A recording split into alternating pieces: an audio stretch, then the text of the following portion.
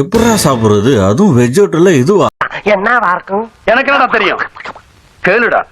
Hi FM viewers. ரீசெண்டாக பார்த்தீங்கன்னா ஷூட்டை முடிச்சுட்டு வந்து நம்ம ஃப்ரெண்ட்ஸு கேங்கோட சரி எதாவது சாப்பிடலாம்னு சொல்லி இந்த ஷாப்புக்கு வந்தோம். இங்கே என்னென்ன இருக்குன்னு கேட்கும்போது ஷவர்மா இருக்குன்னாங்க.